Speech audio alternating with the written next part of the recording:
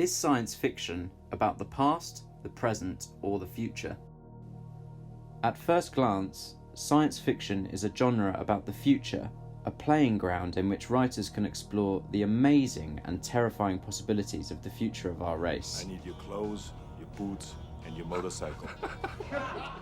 This may come in the form of great advancements in technology, futuristic urban landscapes in which seas of skyscrapers seemingly go on forever, or in the form of dystopian disaster. Great Scott! This video will explore how science fiction's future setting is a vessel for the very real concepts behind the exaggerated ideas expressed through it, and that it also encompasses the past and the present much more than it may appear at face value, referring to several popular sci-fi films that give evidence of this. Your move, creep. History plays into science fiction generally as a source of inspiration, inspired by common themes and narratives that are projected into speculative scenarios. For example, a common narrative in science fiction involves prehistoric creatures being resurrected and placed in modern-day settings, like the Jurassic Park or Godzilla franchises.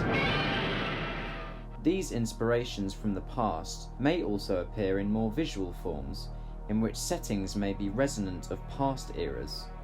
For example, Ridley Scott's Blade Runner, though released in 1984 and set in Los Angeles 40 years in the future, is visually likeable to the dark, gritty locations featured in 1940s noir films, creating an aesthetic that encapsulates the entire mood of the film. Quite an experience to live in fear, isn't it? Professor Janice Liedl argued that science fiction's alien geographies and chronologies should not be seen as antithetic to history, but rather as another field in which historical analysis functions. And from this, we can see that despite the fictional and futuristic qualities of science fiction, in which stories of events yet to be seen are told, the past has much greater role in the importance of these narratives than one may think. Got the wrong guy, pal. Lo-fi. Although much of science fiction is easily identifiable as being set in the future by the advanced technology, even the co-inhabitants of aliens and humans, these imagined futures can be much more subtle, being set in near futures, or even futures that look indistinguishable from the present day, or even a time long forgotten. Many popular sci-fi films are set in futures that have now passed. For example, in Back to the Future 2, when Marty McFly travels to the year 2015, we now know that this imagined future is not totally accurate, and a lot of the technology showcased, like the hoverboard, is still yet to be created. Regardless of if the ideas within the text may seem outlandish or outdated, such as Mary Shelley's Frankenstein, to be classed as science fiction, a text must make some form of speculation about future technologies that can still fit within the current understanding of technology at the time it was written. Journalist Ed Finn wrote, "The seeds of the future are planted in the present, so it's possible to anticipate how they might grow and blossom, and that science fiction writers extrapolate from already discernible trends to shape the kind of world these trends may eventually bring into being. From this, the truth of which time setting is most important in science fiction becomes apparent." Absolute honesty isn't always the most diplomatic, nor the safest form of communication with emotional beings. Okay. We've looked at how the genre incorporates the past and the future. However, science fiction is really a metaphor for the current happenings of the time in which it was written, and the inherent themes which look like future predictions are actually projected exaggerations of contemporary anxieties. Marlene Harris argued that science fiction and fantasy has always presented the current time and place through the lens of places that never were and times that might yet be, and these futuristic or far-fetched applications can act as a warning to us of current state of our world. Science fiction dystopias, a common trope in the genre, are driven by current world politics and reflect real issues such as major class divides, overpopulation, and environmental disaster. Let's take 1984. George Orwell's seminal novel that paved the way for much of science fiction today, and arguably the first text to touch on the realities of government surveillance. Being published in 1948, the story rings eerily true in the present day, as we live in an age with an immeasurable sum of CCTV cameras throughout our world cities, where technology constantly becomes a greater part of our daily lives. But Orwell didn't just make these assumptions on the world's future from scratch. The world he was living in provided him the basis for his chilling idea of a dystopian future. The science fiction novelist William Gibson explained during an interview why 1984 was such a powerful book, and the reason for that being that it didn't make a lot of stuff up.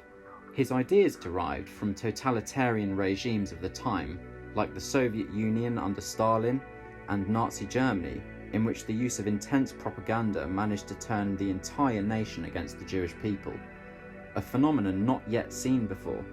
This trope of complete government and corporate control is one that has been revisited many times since.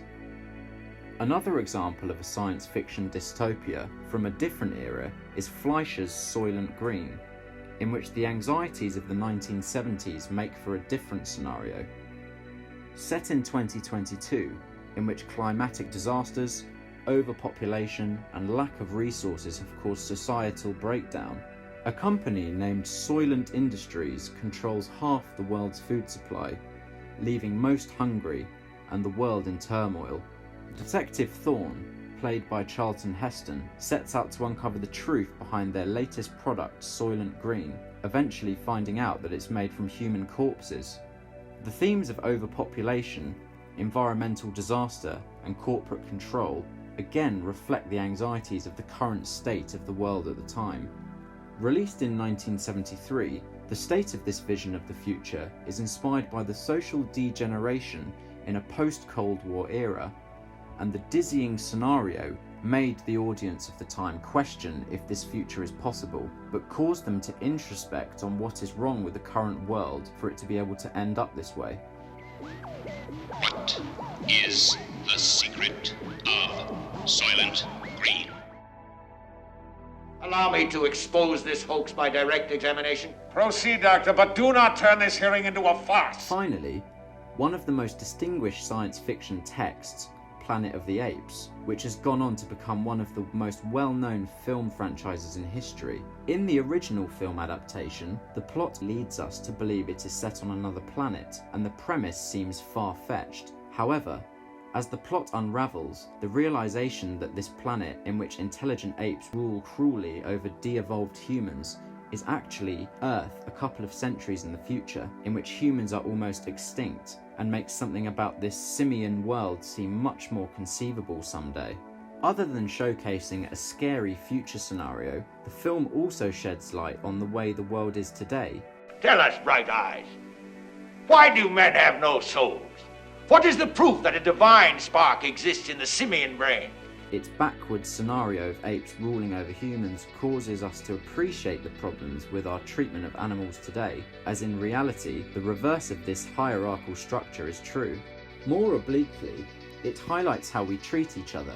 Frank J. Schaffer, the film's director, once said that Planet of the Apes makes a certain comment about today's society, despite the time it being set in the 23rd century.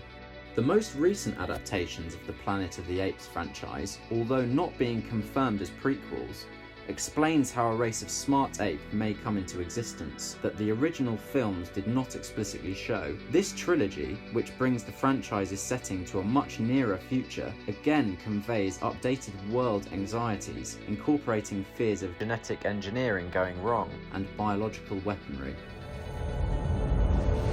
No! To conclude, no matter how dated or implausible, science fiction is a vessel for today's storytelling, set in the future, drawing inspiration from the past, but ultimately tells tales of the present.